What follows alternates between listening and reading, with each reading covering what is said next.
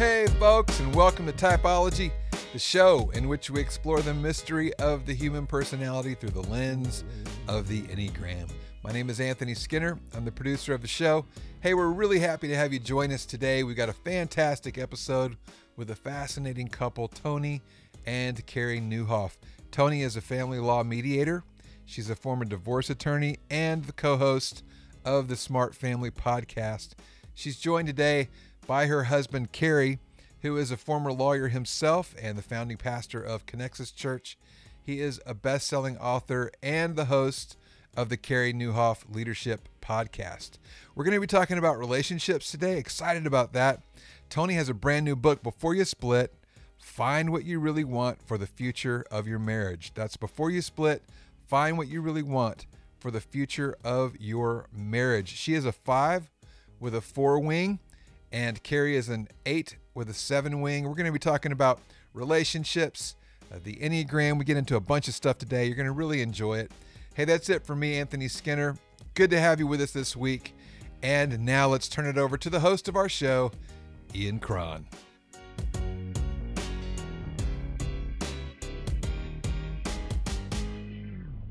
Carey and Toni Nieuwhof, welcome to Typology. Great to be here. Hey, thanks so much for having us.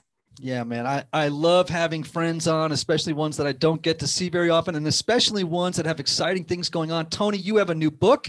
It's titled Before You Split, Find What You Really Want for the Future of Your Marriage. It's out on Waterbook Penguin. And wow, first of all, congratulations on a new book. And I'm excited to jump in to talk about an 8-5 marriage. This could be a really short podcast, Ian. I think we can probably tie it up in a few minutes. Like, I don't think we need a whole episode. There's been very little drama, drama. There will be drama if I... That combo, I think, was part of the genesis of this book, Ian. Oh, I know. And I am going to get to that. I am going to get to it. Okay. All right. So we're going to talk about the book because I think it's fascinating. And I also, though, want to talk about this unique relationship between an 8 and a 5. And so I'm going to start with you, Toni. How would you describe Carey through the lens of the Enneagram? Well, describing Carey is could take a while, but I'll try to boil it down. Okay. He's very direct. He loves the truth and is a pursuer of it. He's not going to stand for any stories or, if there is a potential weakness in your story, he is going after it. He's very loyal. It takes a while for someone to get in, but once they're in, he is, I would say, fiercely loyal. And what else can I say? He may come off as being aggressive in a problem-solving situation because he's going to drive after the solution. What have I missed? I don't know. You're supposed to describe me through the lens of the Enneagram. So I think that's up to you. I mean, does drivenness, you would probably say I'm very driven. And I think there would be an undercurrent of that in what I was said, but yes, drivenness, you definitely, once you're committed to a cause, you have the vision for it. You can, you can talk about it easily, and you have a gift at rallying people around a cause. Well, I would also say probably the command aspect, like dominant. Oh yes. Do not try to control Carey. So if you really want him to grasp an idea, you need to go around it and plant the seeds so that eventually it comes out as his idea. All that stuff. All right. So Carey, how would you describe Toni through the lens of the Enneagram? Yeah. This 5. I would say for me, it just made so much sense. I mean, when we read your book a few years ago when it came out, and I mean, you know the story, I bought it for all my friends because that's what I do, but it just, so many things dropped into place. So one would be the hiddenness a little bit, like really hard to get to know, but so worth knowing. You have that joke that, you know, you were with your friend Bill, who you've known for 30 years or whatever his name is, and then you find out 30 years later he has a brother, and you're like, what, you have a brother?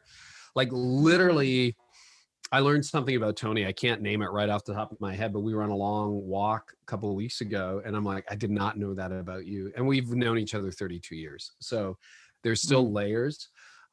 Speed has been a big thing. You are very high capacity. You're a pharmacist and a lawyer and a mediator and a podcaster and an author. Like, you've had multiple careers. You've been successful at everything that you do, but the pacing is really different. I'm kind of large and in charge, and I just go at it like a bull in a china shop, and you just sit there very quietly. Like, you'll sometimes work for 6 or 8 hours without getting up. And I'm like, I've been up 17 times, ADD, mow the lawn, you know, climb the roof, whatever, trying to generate ideas. And you're just strong and steady.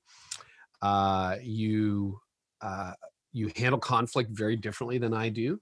You tend to withdraw or to stonewall, whereas I would be like, no, we're gonna flesh this out right now. And you're also very rational. So I kind of think of myself as rational, but you're way more rational. And at times that combination of distance and rationality can sometimes present itself as cold. I think I don't see it that way anymore, but for years, that's how I saw it in our relationship. It's like, well, you're just dispassionate and cold. And I'm like, but I care about this stuff.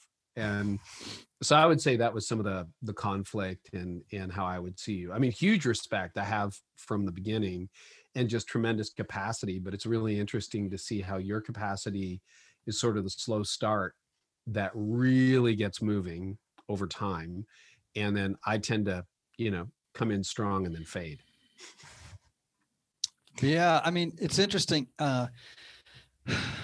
Sometimes even visually, and this is why we always have people on. I never just do it on the phone line. I want to see people.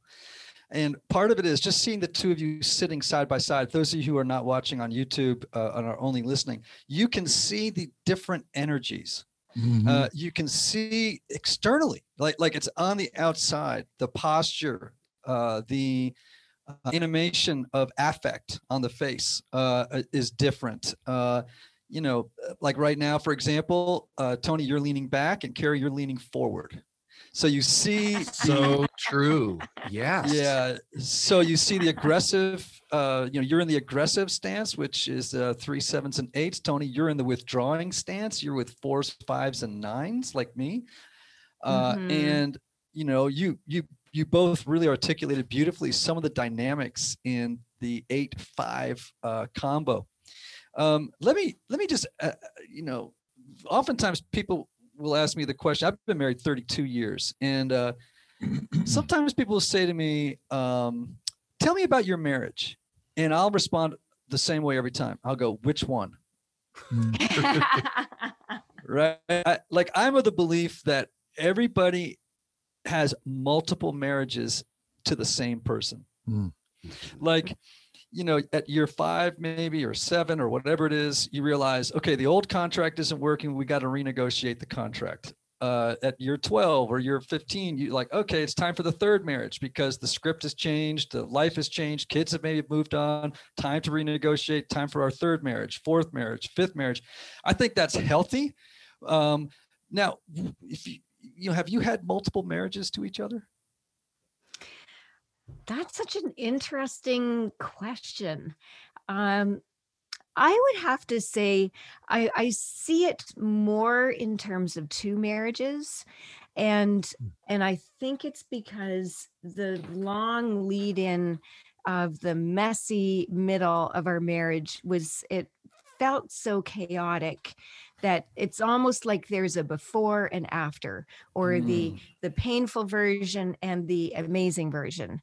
and there was definitely a transition point in the middle, but it seems more like two versions with seasons. We definitely had to go through seasons where our roles changed. My leadership role at the hospital changed. I took on another role in a different hospital. The schedules were very different. We had to, renegotiate seasons, but it feels more like two versions for us. But I totally understand what you're saying. And I resonate with that idea that there could be multiple versions. Toni, I want to ask you a question because your book is so fascinating and I think is so helpful. You talk about the messy middle, and I want to know what the messy middle was. How many hours do you have? All the time in the world. Well, Carey and I, we got fairly quickly into our marriage. It was like 18 months from meeting each other to being married. And then it was another 18 months from our wedding day to having our first son. And we were at law school in between. So we did literally hit the ground running. And then Carey went to seminary. And a few years after that, we ended up leading some small churches north of Toronto. And I was a professional, trained as a pharmacist. So I was working as a pharmacist. Carey was leading the churches. We had 2 young boys, and we just ended up, I think, not being able to connect with each other from different perspectives. We couldn't get into a place of emotional safety with each other. We were I would be the first one to put up my hand and say I was emotionally unprepared for marriage. I did not know, well, I didn't connect with my own feelings, but had no idea that I wasn't. But I know that, I joke that I was raised by my friends, and that I basically learned life just by observing what other people would do and how other people would respond. And early in my career, I heard a doctor talk about, that your patients don't care what you know unless they know that you care. So learned that, I need to have this appearance of connecting with other people's emotions. And yet I had the internal climate of, I don't know what positive emotions are. Like I even started my faith that way. And I asked God that question, like, I'm following Christ. Where's the love? Where's the joy? Where's the peace? Like, I have no idea what those feelings feel like.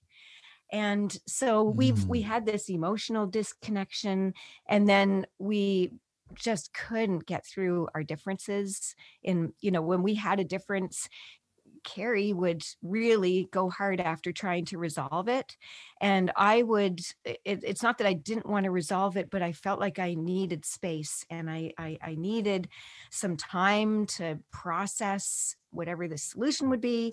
And so we would really get into this pattern where I would say Carey was being too aggressive. I would give up. I would withdraw. I would zone out, go into my own world.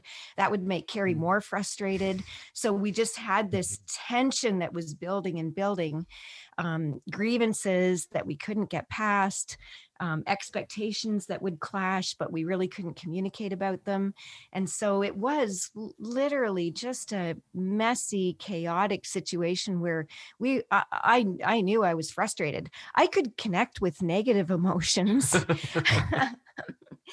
But it was so hard in that space I think for both of us, to get what we really wanted, which was that closeness that we at least experienced at the beginning, but just we couldn't seem to get there. Carey, what do you want to add? Yeah, I would say the messy middle was definitely messy. It was like, there wasn't a precipitating event. It wasn't like there was this massively bad day. We just kind of, I think what we're learning as we talk about this book, what a lot of couples experience is the slow drift into disconnection. And so it was skirmishes, and Rebecca Lyons called it the 10-year argument. I think that's very true. You know, a lot of couples have just things like money was always a tension point for us, in part because I left law to go into ministry, not for the money, but it was tight. And you are a saver, and in a good way, but there's also a lot of fear around not having enough for you, which would correspond with being a 5, whereas I'm an 8 wing 7. So like, you know, I'm the entrepreneur. It's like, well, we'll just figure out a way, we'll make more. Like we can do that. And I also tend naturally toward being a spender. So there was that. And then I tend to be more task, and you tend to be more relationship. So Toni would be all about the kids, and I'd be about, well, looks like a bomb went off in the house, so can we please clean it up? And it didn't really look that bad, but to me, that was like a thing. So yeah, it was definitely really difficult. And the arguments never got resolved. You just pick up where you left off. And, you know, if Gottman, you talk about this in your book, but the 4 horsemen of the apocalypse, what is it? Contempt, defensiveness, criticism, and stonewalling. Oh, thank you. Okay. We definitely had all 4. Definitely had all 4. And he would say, then there's a 98 whatever % chance you're going to divorce. And we didn't, but like, and we've been able to recover. Like, I don't feel contempt anymore. I mean, maybe there's a moment here or there, but I mean, there was a lot of contempt in the relationship. And we kind of hit our bottom around, we would both peg it around year 15. Years 10 to 15 were really, really difficult. And then, you know, it didn't turn around overnight. It just kept getting better. And now at year 30, almost 31 of our marriage, it's not perfect. Like, you know, we're on this side of heaven, but like, my goodness, we're having a good time. And sort of all those things we had hoped for. So I would say, to your earlier point, there's probably 4 stages. There was the initial honeymoon, and like hanging out, getting to know each other, all the excitement, all the emotions are, you know, working in the right direction. Then there was the slow slide, the bottom, you know, into the bottom, and then the gradual recovery. And now I'd say the last 5, 6, 7 years has been, we sowed, to use a different metaphor, we sowed a whole bunch of new seed 15 years ago, and the garden is maturing, and it's a lot better. I'm really glad to, first of all, hear you really have beautifully and concisely described the dynamic in the 8-5 relationship. I mean, you've done a beautiful job of it, and I'm really glad you survived contempt. You know, Gottman talks about this idea. In fact, there's a great quote from Malcolm Gladwell I just pulled up because I know Gottman's work, and I know about the whole danger of contempt. He says, if Gottman observes one or both partners in a marriage showing contempt toward the other, he considers it the most important sign that a marriage is in trouble. Yeah. I heard that years ago, and I remember hearing it for the first time and going, that's both of us. You had a lot of contempt for me. I had a lot of contempt for you. And, you know, with contempt, I'm not a psychologist, but like, you know, your default shifts to negative, right? So it would be like, if it was Tony's idea, it was a bad idea.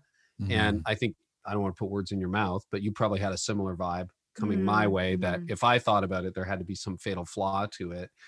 And almost like the eye roll that was happening on a regular basis, either externally or internally, there was kind of a lot of eye rolling.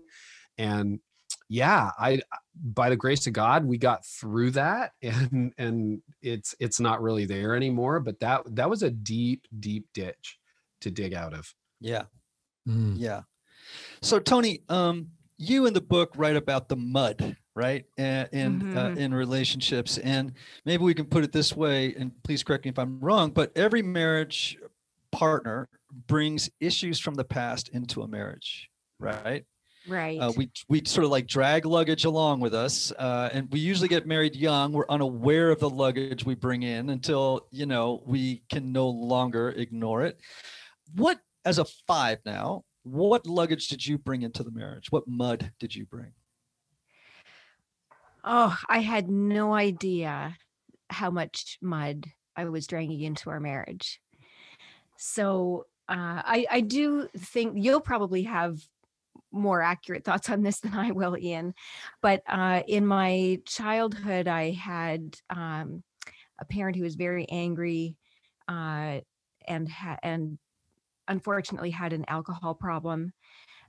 So there were these hidden beliefs that I had that I do believe sprang out of that experience. And they were toxic to our marriage, but I didn't know they were there. And I didn't even get clues that they were there until I was in my early 30s. And it was a long journey of personal growth, spiritual growth to try to bring that mud to the surface, so to speak. And I talk about it being like mud that gets hidden in seams. You know, if you wear clothing into a mud pool, you can wash it off your arms and legs. You wash off everything that's visible, but the mud that's hidden away in the seams, that takes longer to expose and to clean away. So I had this deeply embedded belief that I'm better off alone. And right now I can say nothing is further from the truth. But when that hidden belief was motivating my tendency to withdraw, my tendency to let myself become socially isolated, like I had friends, but the thing is, I could easily skim in those relationships. And when you go superficial, well, it's not really like doing life with people when you stay on the surface. And I'm better off alone was also attached to that tendency that, you know, I had to be independent. I had to be a professional so I could support myself. I had to save money. You know, we had to save money so that we had that security. It was all these things. Yeah. And then there was some other evidences of mud too that came up. Things like I deserve to be invisible. I'm not enough. My voice doesn't matter. And so, you know, obviously a relationship like a marriage, an intimate marriage, just isn't going to flourish with those hidden beliefs that were probably survival mechanisms, you know, that helped me make the best of where I was at in my childhood and move forward, but then really become self-limiting more and more, you know, in a marriage and as you go through life. No, you've just so beautifully, like, I don't even have to prompt you to describe what a 5 is like, you know, and because you're just spelling it out for me, man. And I just want all 5s to hear, for example, these, and all types to hear this. Number one, all of us have hidden beliefs that are underneath the surface of our lives that, you know, unconsciously, they live outside our awareness, that govern how we live. And we don't even know that these are operative in the background. We just, you know, kind of live as, you know, with these things autonomously running, you know? And so when I hear you say, I'm better off alone, I can just see the 5 child, you know, developing that mind, particularly, you know, in some ways, you know, your type is a response to trauma. And so, you know, when you describe that, I'm hearing, you know, the alcoholic, unpredictable parent that could feel engulfing and overwhelming. A 5 child begins to escape into the inner sanctum of the mind in order to get away.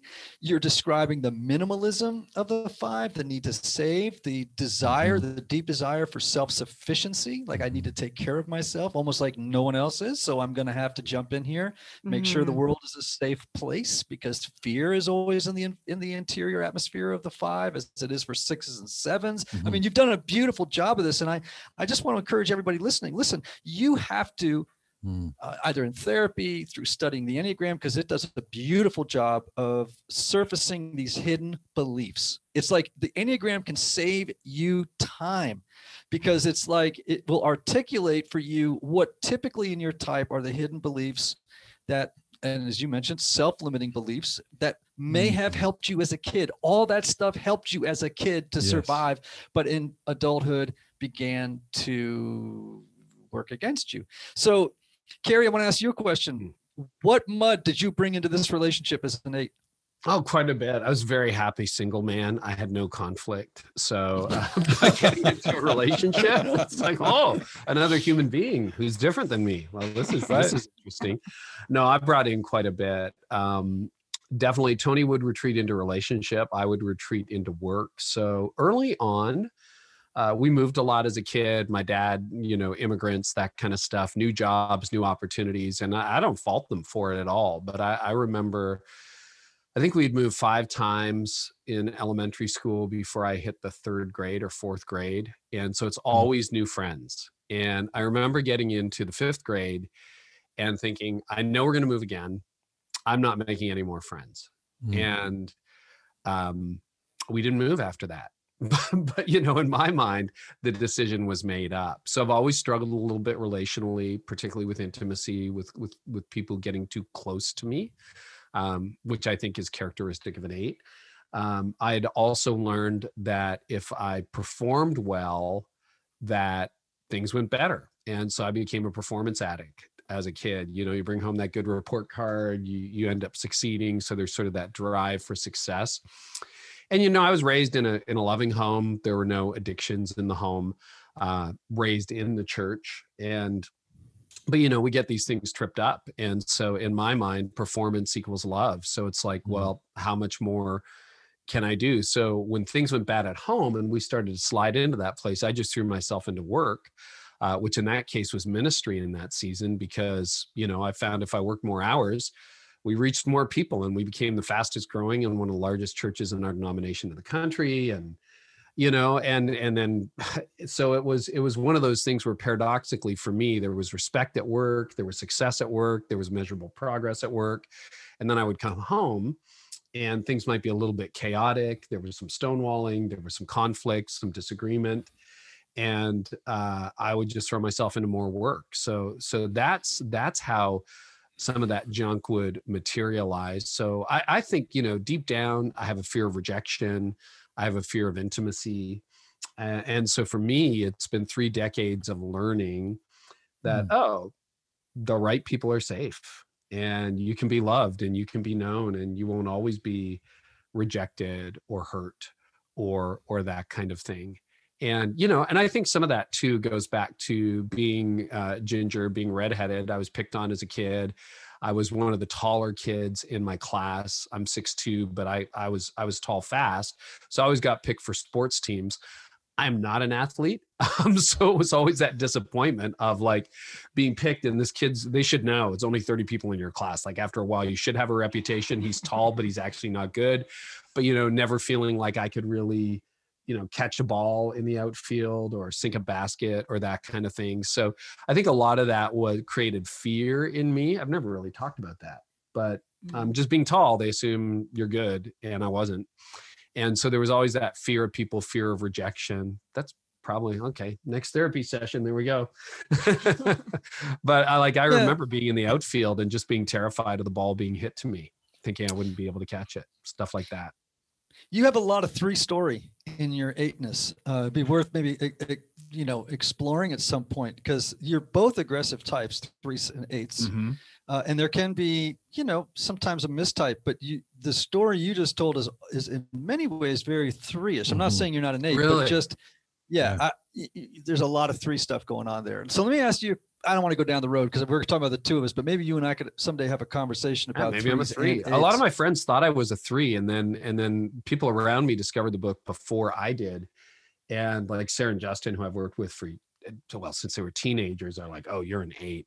And you're an 8, because I have that dominant, aggressive, but you're right. There's a lot of perfectionism in me, or not, but that performer aspect. Yes. You were describing you were describing almost in perfect language often what a 3 is like, and the unconscious motivation. But I don't want to run down that road today, because I really want to get. I want to jump into marriage. I want to jump into Toni's book and unpack that a little bit. One of the things, Toni, that you mentioned, and then I think actually it's interesting, Carey, because as you were talking, there were 2 moments that I just happened to note what I would call a sadness pause. there were two moments on your face and in your tone when I could tell that a feeling was coming up. I think one was when you were describing, I will never make friends again. You know, that moment when that is a sad moment. Yeah. And you could see it on you, like the energy on your face and your body. And then there was another moment a little bit later on as you were talking. And this goes actually to something that Toni said and that I picked up on too, which is as you face these hidden beliefs, these stories that we tell ourselves and others about who we are and how the world works, that part of the journey to healing is grief. That it's you can't skip grief because grieving an old muddy message and so that you can move on is you got to go through it, not around it. And I picked that up in you, Toni, when you were talking about the message, I'm better off alone.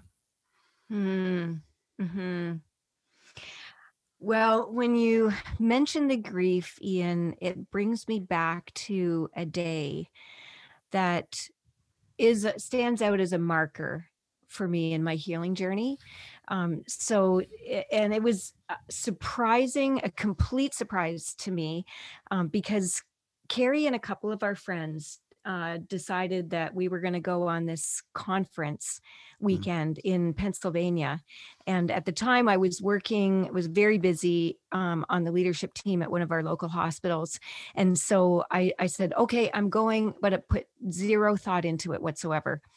So we show up at this conference, and it's actually an inner healing conference that Dr. Terry Wardle was leading. And he started talking about his own story of how he experienced trauma as a child and the effects of the trauma and the wounds and how he went through the healing process. And I literally sat in the front row at this conference in a room of 100 or so people, and I cried through the entire day. And it blindsided me. But it was such a, like what you're saying is so true, that in order for me to start to heal, I had to grieve those losses. And I didn't, it came up out of my body. It was nothing. It wasn't like, oh, I think I'm going to heal the effects of my trauma. Oh no, it rose up out of my body. And there was, I wanted to sink into the floor that day. Right. I did not want to be sitting at the front of that class. I mean, as a 5, yeah, I mean, 5s do not like it when unexpected emotions arise that threaten to overwhelm them. Usually they'll hear something like that, say, elicits grief or many other feelings, and they want to get home into private and process them alone. And if it comes up though in the moment and they can't stop it, like a 5 gets a little freaked out. You know, me as a 4, bring it. I can cry in the moment, So Anthony, what do you want to say? Yeah, I just wanted to say, what was that like for you as a 5-4? You describe it as emotions coming up, like from within, as opposed to, kind of coming through the mind. What was that like for you as a 5? I would say like sadness wasn't a foreign emotion for me, but this grief was just so all encompassing. It's just like it took hold over all of me. I had no control over, I could not, many times I can actually hold back tears. Like I've become pretty good at that because I tend to, even when I'm joyful, I tend to cry. I don't like to cry all the time. So I've actually, for better or for worse, I have that skill of being able to stop myself from crying. But in this case, it was there was no stopping it. I could have fallen through the floor, but that wasn't an option. Finally, I just had to surrender myself to it and just go, okay, there must be a reason I need to be here today. And I'm surrendering myself to it. Was there a gift that you got from that now as a 5 looking back on that, it gave you different perspective? it was an amazing gift. Like that weekend, that conference was one of the markers. It was one of the times when love started to become real to me, and these those hidden lies started to become exposed. Wow. And so, yeah, I mean, I think this is a good message for everybody, but particularly for fives today. I would say to try not to reflexively shy away from feeling, but look for opportunities where feeling can arise spontaneously in settings like that, and let it do its work on you. You know what I mean? Like, let grief have its way with you. Let joy have its way with you. Don't be afraid in the moment of actually expressing those feelings versus delaying them until some future moment, when it's safer in private to kind of mentally process the feeling. Just actually have it, Now, Toni, I want to jump into you. I mean, you're a family law mediator, you're a former divorce attorney, so this gives you a lot of street cred to write a book, right? About marriage. I mean, yeah, I mean, so to write a book split, I mean, this is, you got some insight. I just want to know, you talk about 7 core issues that tend to take marriages out, and if you could just briefly kind of like just tell us what they are, maybe pick 1 or 2 and just kind of tell us what those are and how people can deal with them. Well, I think I would start with the whole issue of blame.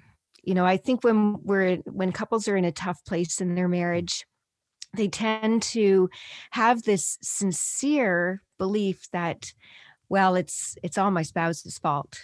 Or if they won't say all, it's mainly my spouse's fault.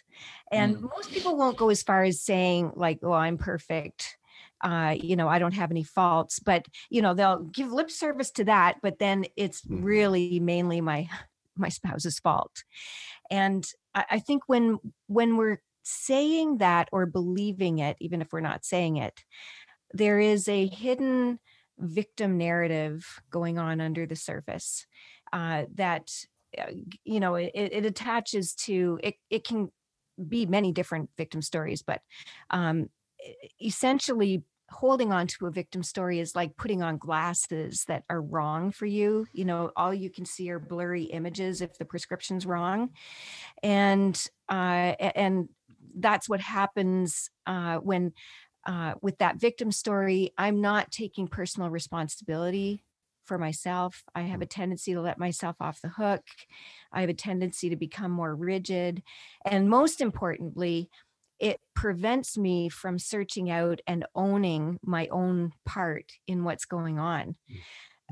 So like, just for example, when Carey and I were really struggling with conflict, and I would say that I'm the defender of the peace. Like, I'm the victim here of Carey's drivenness, his aggressiveness when we're trying to resolve something. And I'm just trying to keep the peace. But meanwhile, if you get underneath my victim story, no, I'm actually disengaging. There are times when I'm actually stonewalling. And so that whole victim story and blame dynamic is really something I encourage people to pay attention to. You might need prayer, reflection, counseling, advice from someone close to you who can help expose your blind spots. But it's so important to get underneath that hidden victim narrative. Okay, so all right, so blame, the hidden victim narrative. Just can you just name those 7 sort of threats or things that can pull the rug out from under a marriage? And you don't need to go into detail. Just tell us what they are. Sure. Okay. So not being aware of the effects of trauma, like the mud you've brought into your marriage, clashing expectations, and not being able to bring them to the forefront and deal with them, emotional disconnection, not staying close, not creating an emotionally safe place in your marriage, dysfunctional conflict, You're fighting, but you're fighting for me instead of fighting for we. Forgiveness is a big thing. It prevents it keeps you apart. If you're not having conversations about how you're hurting each other, then you're probably building up a wall of grievances that is really holding you apart. And when you get to a bad place in your marriage, trust is also an issue. And so I tell people, don't play it safe. And the idea is someone needs to go first to break this dynamic. And I liken it to leadership qualities. So somebody needs to be tenacious, take the risk, take the first step, and start changing the atmosphere, sowing seeds of love. Be the first one to apologize, lay down the arms and the verbal bombs, and let's set a different tone. So I think that covers it, Ian. I haven't been counting. Yeah. No, but that's great. One or two things, because we would.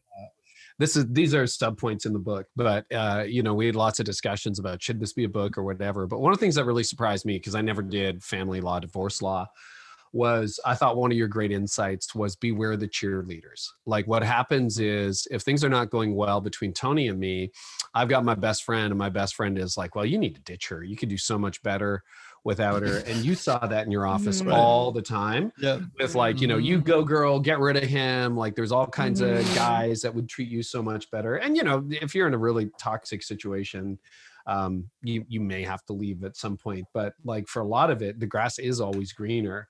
And then really surprising stuff. So what I've, based on what Toni has learned in her family law practice, is people will say to me, well, I think we're just going to divorce. It's just too hard. And I'm like, listen, and nobody, this, right? Nobody ever has ministry or money for counseling. Like nobody ever has money for that. It's like, well, if you think counseling's expensive, divorce is way more expensive. And do you know that when it comes to custody, like I didn't even know this, but they'll subpoena your texts to each other to see what kind of tone there is as evidence to see whether you're a fit parent or not. And it's like, so you think this is messy right now? Like you just get to the other side of splitting and it is way more complicated. So, and obviously all the stories are anonymized, et cetera, and people's identity is protected in the book and even in your private conversation. But when you actually see what's at stake on the other side of splitting, it's like, man, I'm really glad that we were able to work through some of that stuff. And not that it's fatal if you don't, but it's so easy to imagine a better alternative that is actually equally or more complicated. Yeah. By the way, people who are watching me, you'll notice a lot of times I'm looking down and I'm looking to the side, and I always worry people think I'm looking at texts, but actually I'm scurrying through notes and ideas that are coming up. But when you were saying how friends, are cheerleaders, I was thinking about a lyric by a great Nashville songwriter. His name is Travis Meadows. And in this song called Learning How to Live Alone, he has this great line. He says, "My old friends don't come around. We all choose sides when the ship goes down." And he's writing about, a You're divorce. right, because at a decade, we had couple friends for the most part. And you're right, even your friendship set changes. Yeah, absolutely. All right. Well, I got to close up here, but I just want to ask one last question, Toni, and I bet you people are thinking of it. At what point do you advise a couple to get divorced? When you look at it and you say, you know what, I wish this book would work for you, but it is just not going to, and it'd be best for the two of you to split. I try to describe that, Ian. It's really hard to describe, especially, I am a pharmacist by training and I'm a lawyer. So I don't have the insight and training that a therapist has. But when I'm trying to draw the distinction between, where do you need to draw the line? I talk about a harmful marriage. And so if there's toxic behavior, if there are destructive things going on, if there's violence, then you need to be in separate residences. Like at least that you need to at least separate, and then you maybe from there you figure out, can healing happen? Is it possible? Are you motivated? But safety is so important. And earlier on, when I said victim story, I wasn't talking about a victim, in the criminal law sense of the matter. I was talking about in terms of taking on the posture of a victim, in a blame and shame game. But when couples are in a place where they're just inflicting pain on each other, if there's if malice is a part of it, then something needs to happen, because you need to set the family on a path toward healing, not keep it together and make things worse. So where exactly that line is, I can't say for sure. But if you're listening and you're wondering, like if you are asking yourself, am I in an unhappy marriage where maybe like Carey and I, there's a lot of conflict, there's a lot of hard feelings, maybe there's contempt, but it was mutual. And really, we weren't unsafe for each other. It's just that we were embroiled in this conflict and we were stuck and we didn't know how to get out. But by the grace of God, we did get out. But that's different from a harmful marriage. If you're asking the question, I would encourage you to reach out to someone and don't try to figure it out on your own, but talk to your pastor, talk to your counselor or therapist, talk to a doctor, but talk to someone, because I really want you to figure out where you stand. Yeah, I mean, I'm so glad you said that, because I've only advised couples a few times. I mean, normally I say, look, this is your decision. I will walk with you through it. But I that's usually what I will do. But sometimes in therapy, I have said to people, enough. Like this is not working. We've tried as hard as we can here, and people are suffering. Your children are suffering. Your friends are suffering, and we're faced with two bad options here. But splitting is the better of two bad options. And one, of course, is violence. The second one could be an addiction, a long-lasting addiction without any kind of healing, you know what I mean? Like it's just going too long. Yes. It could be repeated unfaithfulness that shows no sign of ending, these sorts of things. It may be a personality disorder that is so embedded and creating so much havoc that you can just tell yourself, this will not change. This is not going to change, Yes. And so again, I mean, I think, we want to encourage people to work as hard as we can on marriages, but we all acknowledge that there are times that we're out on the tails of relationships. There are people out on the tails, and those tails, sometimes it's like, this is a drag, but this is going to cause a lot less harm than if I remain, and it's always very hard to figure it out. So just so people know, none of those four factors you listed were a factor in our relationship. It wasn't a violent relationship. There was no affair. There was no addiction. There was no personality disorder. One thing that was interesting, though, is you said almost every couple that you've met with one way or the other over the years would say there was emotional abuse in the relationship, right? Yeah. Which is, I think I disagree with this person, can sometimes the way we use language. So it's so nuanced. That's why I think local counsel is so important. People who know you, care about you, and who are objective enough to tell you the truth. Right. Well, you all, thank you for two things, at least today. One is for beautifully describing what it's like to be your types. Secondly, what the dynamic in your marriage has been like. So instructive. Toni, I'm so excited about your new book, Before You Split, Find What You Really Want for the Future of Your Marriage, out now on Waterbrook Random House, Penguin Random House, I should say. And, also for helping us just talk in general for all types about marriage, because obviously what you've learned is not limited to an 8 and a 5, right? Right. So I'm so excited for you. People can learn more about you at ToniNieuwhof.com, ToniNieuwhof, the easiest name in the world to spell. ToniNieuwhof.com. And anything else? And obviously at ToniNieuwhof.com on Instagram, Facebook, Twitter. I'm so excited for this stage in your journey. Carey, you have been on the show before. I'm going to be on your show very soon. And, obviously people can get to know all about what's happening with you at CareyNieuwhof.com. And that's CAREY, Nieuwhof, NIEUWHOF. Very good with that last name, Takes I'm about 6 impressed. months on average for people. Hey, man, I Really was an English major. That stuff sticks to Oh, me. there Now, you go. There you go. I can't add 18 and 37 in less than an hour, but I sure can get spelling down pretty fast. Hey, I love you both so much. Hey, Thanks for. we love you. You made a Hey, huge difference to our yes. personal lives and Mhm. also to our leadership. So- But just thank you. Thank you so much for what you do. Anthony, Ian, thank you. Well, Thank you both. thank you. Now, normally I sign off with the words of the great Oscar Wilde, but this morning, Anthony, I thought to myself, I'm going to end with one of the prayers that I'm learning to say, or a blessing I'm learning to say, even as I walk around the mall and see people and just sort of say it, to the world as a whole, which is, may you have love, may you have joy, may you have peace, may you have healing, and may you have rest.